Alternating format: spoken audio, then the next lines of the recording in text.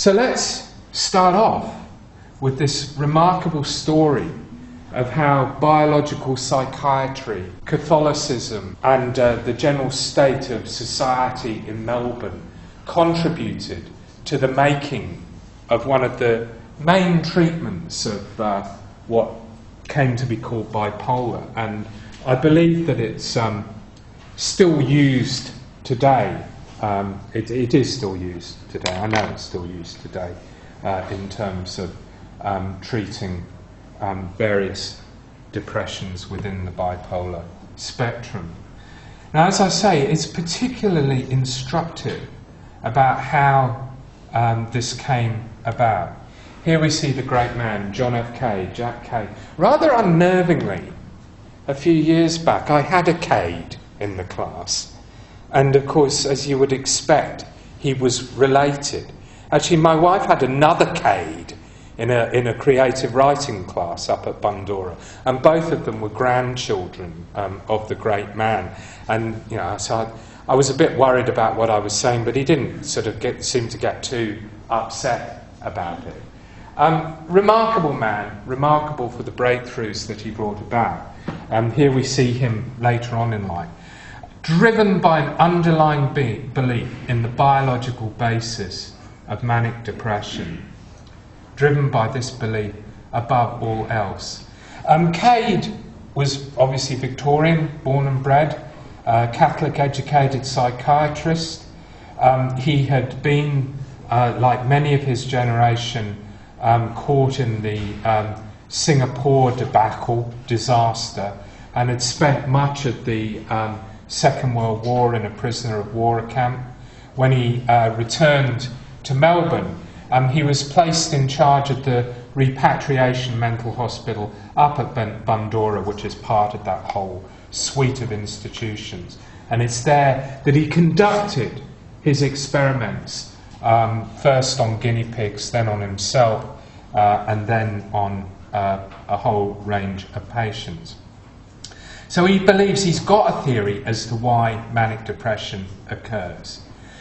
He believes that it could well be caused by some form of auto-intoxication. So we've heard that idea before. I'd already killed it off, perhaps a little bit tardily when we think about the way Cade's thinking about this. So he thinks that there might be a toxic product within the body that is creating the condition. And he's looking for it in particular in the urine, seeing whether it's an imbalance of the urea in the body, I believe, was his main particular thesis. He starts off with this theory and wonders whether he can institute a condition of mania within guinea pigs. Personally, I think guinea pigs are pretty manic animals anyway. I mean, they seem to be very nervy. Actually, if you're interested in this kind of stuff, a history of science guy called Jim Endersby, who's written a lot about the Darwinian universe, wrote a great little book published a few years ago called The Guinea Pig's History of the World, which was looking at the way that animal experimentation occurs. And not in a sort of hypercritical, anti-vivisectionist way, although there's certainly ethical qualms about it, but he tries to look at it from the guinea pig's point of view. So what Cade does is he injects the guinea pigs with the urine of his manic patients to see what that was going to do to the guinea pigs. Well, it didn't do a lot, or rather it did do a lot, because it just killed them. So he's got a problem here in trying to find out whether something in the urine is causing the manic depression. He then isolates the elements of the urine, making them soluble in a solution to see which part it might be that is killing them. And he finds that lithium salts did a very, very fine trick on this. Notice at no stage at this point has he thought lithium is going to be a treatment for manic depression. At no point has this occurred to him. He's just decided that lithium salts are going to be the delivery system of the urine from manic patients into the guinea pigs. And indeed, the lithium salts did the trick, to the extent that the guinea pigs were not manic, but incredibly chilled out, incredibly calmed down, chilled out guinea pigs. And he thinks, aha, maybe we can identify what it is that's creating the problem. So he decides to do what a good scientist should do and think, well, maybe it wasn't anything to do with the urine, maybe it was to do with the lithium. And so he tries lithium alone. And the guinea pigs that, as I've said, are normally very agitated animals, suddenly start chilling out. He could even put them on their back, tickle their tummies, and they go, yeah, chilled out guinea pig. Which is, it was quite clear that he had something that, at the very least, was going to calm people, that was going to act as a sedative within this particular condition.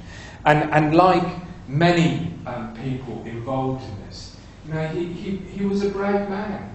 Before he tried it out on any of his patients, he tried it out on himself first to make sure it wasn't going to kill them.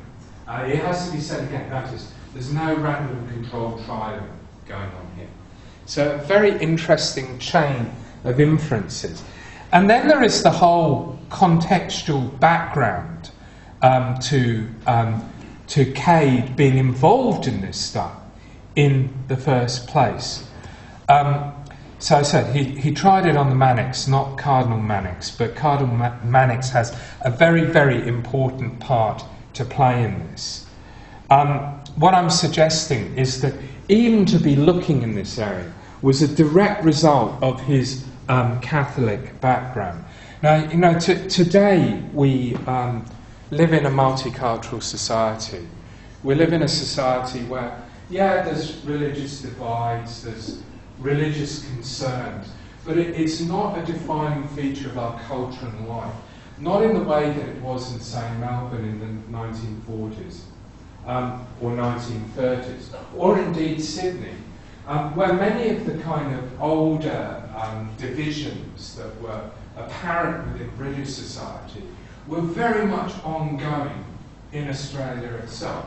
For example, there was a core culture that might be regarded as Protestantism, but also there had been a large number of both transportees, but also people emigrating on the back of the famine, of Irish Catholics.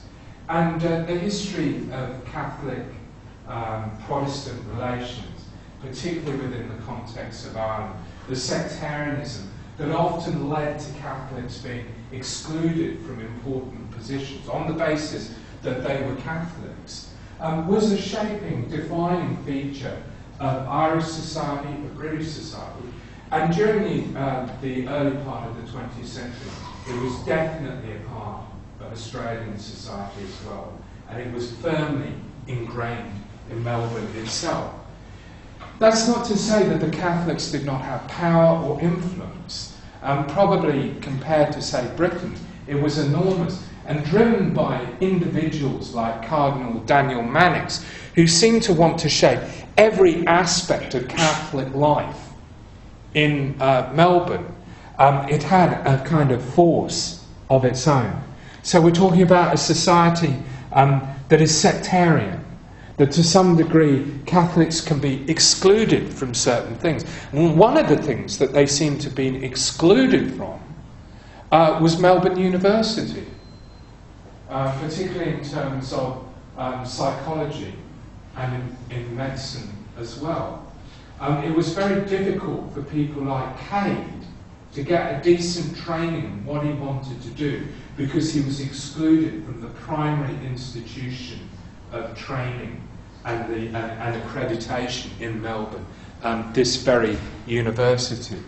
And people like Mannix are trying to find ways of undercutting this, trying to find ways of allowing, for example, Catholics to be trained in psychiatry. But for people like Mannix, It had to be a certain kind of psychiatry, because there were things about thinking about the mind and the soul that made him feel very, very uncomfortable. He hated the notion of materialism that seemed to suggest that the soul did not exist. So he didn't want his psychiatrist to necessarily be materialists in that way. He also detested Freudianism because of its emphasis upon sex. So I'm getting ahead of myself. We've done that, subject to institutional exclusion. The Catholic community in general, Mannix in particular, desperately anti-Freud. He had to go. Anti-Marxist. We've got to fight the socialist threat. At the same time, having measures that are going to allow the support of the weakest, as a kind of Catholic social democracy.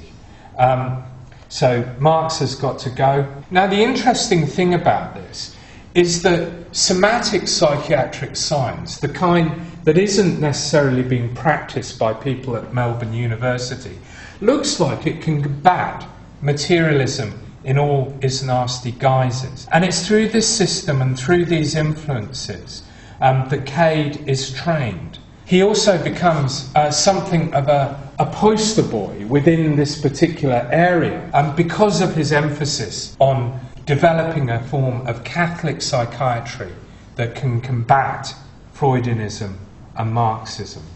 And it's through Cade that he's able to develop things like a plan of action that's going to allow training of Catholic psychiatrists within places like St Vincent's itself. What's the point? I think that the discovery and introduction of lithium illustrates many of the themes that are integral to this particular subject.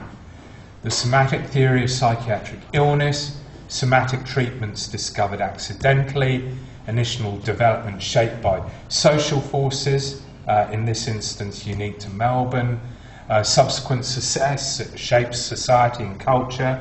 We can also say lithium goes on to be incredibly important in terms of therapeutics, but it's also symptomatic of a revolution in psychopharmacy. Now, I guess one question that we could think about here in terms of lithium is, if Cade had not discovered it through this very circuitous, serendipitous process, all of these forces shaping it, would lithium ever have emerged as a treatment? My own feeling is that there's every possibility that it would not, that it was actually pretty damn contingent upon the circumstances that Jack Cade was working on. I think in this instance we are actually looking at something that is so rooted in its place and its culture that I find it, of course possibly it might have been another chain of events that had led people towards lithium source.